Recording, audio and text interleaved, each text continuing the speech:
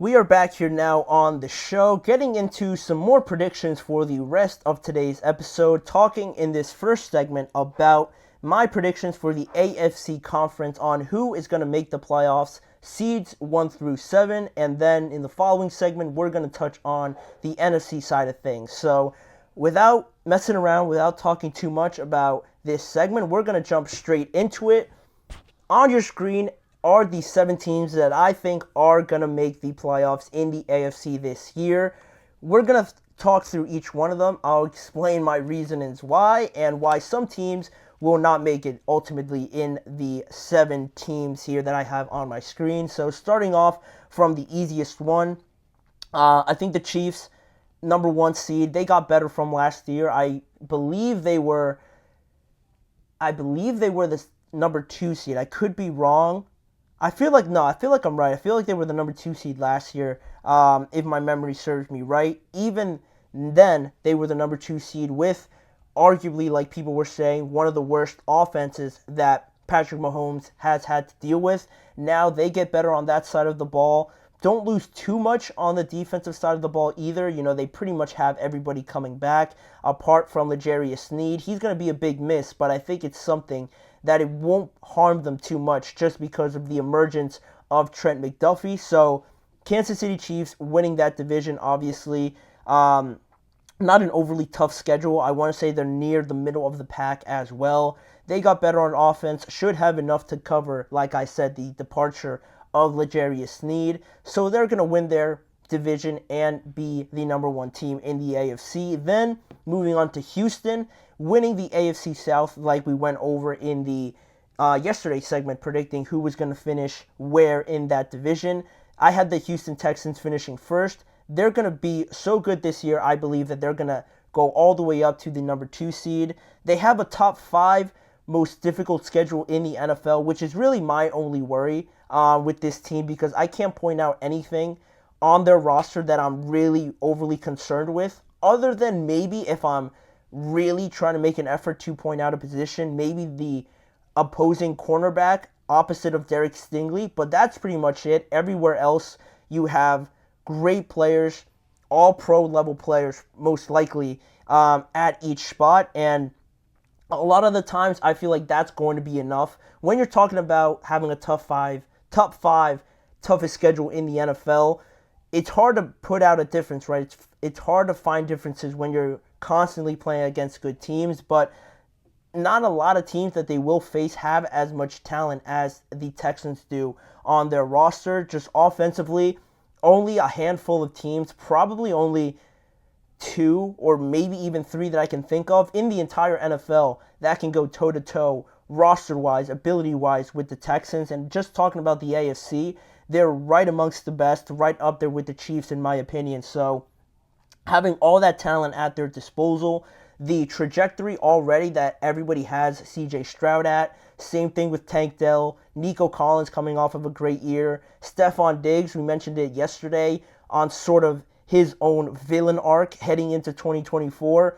All of that is a recipe for success, I believe, for this team. And I haven't even talked about Joe Mixon as well, another upgrade on the offensive side of the ball. They should be the number 2 team as well, and potentially could be in contention for that number 1 seed as well. So that's the Chiefs and Texans. Now moving on to the Ravens. For all my concerns that I had with them, just talking about it in the preview last segment, I feel like having Lamar, Patrick, Joe, Josh Allen, these guys, is the ultimate game changer, is the ultimate, trick that all these great teams really have. It's what makes the difference a lot of the times when teams make the playoffs, win the division. They have this type of player on their roster, and having Lamar, guys like Mark Andrews around him, Derrick Henry added now to the mix, I feel like they have enough to win that division. I really do.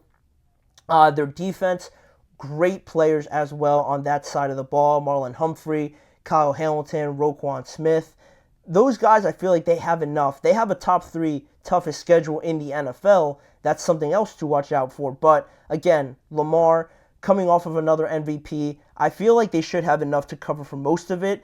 They could arguably be higher, but because of that tough schedule, I had them down to the number 3 seed in the AFC conference. But unless the only reason I feel like they couldn't win this division and it could go to the Cincinnati Bengals, that I will touch on in a matter of moments, is because that offensive line is really struggling. And it is a possibility when you have 3 new guys being placed into these starting roles. But I don't know. I just feel like the talent that they have is enough to cover it.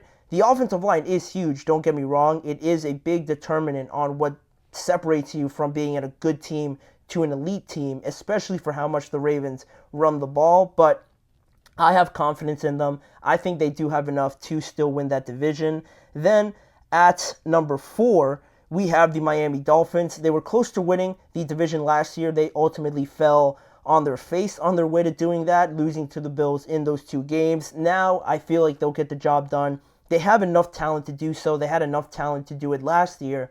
And I just think it was a matter of just not being in that position enough over the course of the last few years. Now with a head coach like Mike McDaniel, getting that extension, well-deserved as well.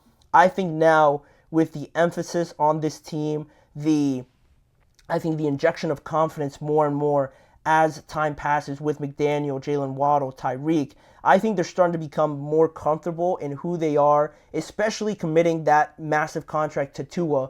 I feel like they're in a comfortable spot now where they're putting all their chips to the middle of the table and really going for this thing. And they have a very favorable schedule as well, the easiest schedule in the AFC East. So that, on top of their talent, I feel like they're going to do the job this year. But it's not going to be anything groundbreaking where they're the 1 through 3 seeds. I think they're going to win their division, take baby steps right in this whole process, and win their division this year and be matched up against the Cincinnati Bengals, because I have them as my 5th seed in the playoffs for the AFC. It looks like Jamar Chase is going to play. He practiced yesterday. I'm pretty sure he practiced today as well. Still no contract, so, there's still always a chance there that something else could cause a turn in this entire situation. But it's so amazing seeing a duo, a quarterback to wide receiver duo, and how much that really is so unstoppable for a team that you might look at this team and have questions at running back with Joe Mixon being gone. Still questions on the offensive line. Trey Hendrickson was another player that on the defensive side of the ball requested a trade. He's looking for a new contract. T. Higgins, he's probably going to leave after this year. But all of that being a fact, having a top quarterback and a top wide receiver can make you just forget about that in just a matter of moments. And that's what they have in Joe and Jamar. If Jamar plays, I think a lot of that will just go right under the radar, and it won't look like they have any problems with those 2 guys out there on the field. They're that good. And the reason why I have them at the number 5 seed really is because you look at the schedule that they have. They have the 16th hardest schedule in the NFL, but compared to the other teams in their division, the Steelers, the Ravens, and the Browns, those 3 other teams have the 3 toughest schedules in the entire NFL. The Bengals, and that difference in difficulty with the rest of the teams in their division, I think is going to make a huge difference. Joe Burrow is trying to come back with a vengeance, trying to stay healthy this entire year after being injured yet again last year. I think all of that, if he stays healthy, they're going to be in a great position making the playoffs based on all of that. Then at 6, call it controversial, call it delusional, whatever you want. I'm not moving the Steelers out of the playoffs until, 1, Mike Tomlin shows me that he has a losing season. Knock on wood that it's not this year. But they're a better team than they are last year. They just are. You look at the quarterback spot, and I don't have to say too much more other than that. For as much criticism as Russell Wilson received last year, and the Broncos as a whole, and as well as the Steelers from their quarterback spot, Russell Wilson had a solid year last year for the Broncos. A big reason why they won a lot of those games, and it's no question that he played better than all the Steelers quarterbacks combined. And if that wasn't enough, Justin Fields wasn't that far off from also having a better season than all their quarterbacks last year as well. So improving at that spot is huge. They have a new offensive coordinator. Arthur Smith, which people are excited about, but you have to see the product on the field, obviously, first before we make any unrational decisions. But they're just a better team to me this year. The quarterback question and whether or not Russ is going to start, I mean, Russ is starting, but how long he stays at that spot, when does Justin Fields potentially come in, how they navigate that situation is going to be critical. And also, the end of year schedule is probably the hardest in the NFL with all of their divisional games there towards the end, and also playing the Eagles and the Chiefs around Christmas time. So that's going to be a massive part of their schedule, but adding guys like Patrick Queen, drafting very well, getting two great offensive linemen, I think is going to help them out tremendously.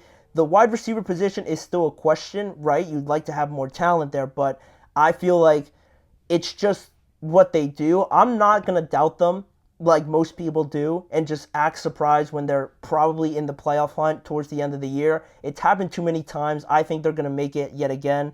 They were at this spot last year as well with a worse quarterback. So if they improve that spot, I don't see why they can't make it again.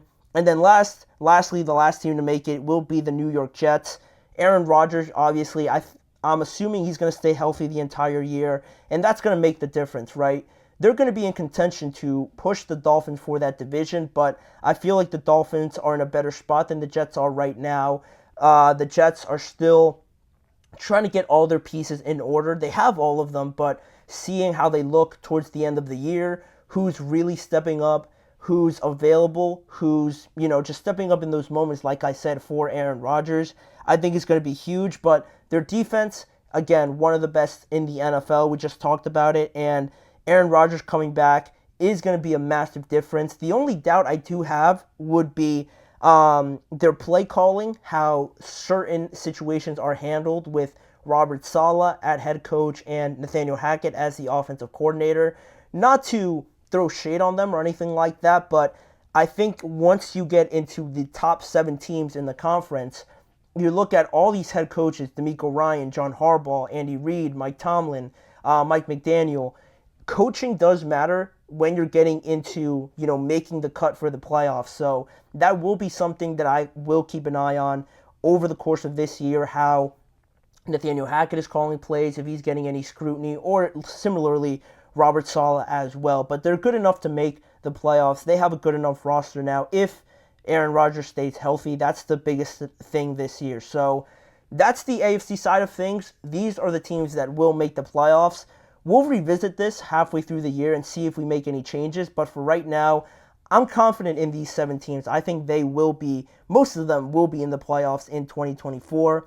But not too far off of this segment, we're going to come back after our next break and talk about the other conference, the NFC, and see which teams from there that I have picked will be in the 2024 playoffs in the 1 through 7 seedings again. We're going to go through each one like I just did and talk about it, why these 7 teams are going to be in the playoffs. So don't go anywhere. We'll be right back after this.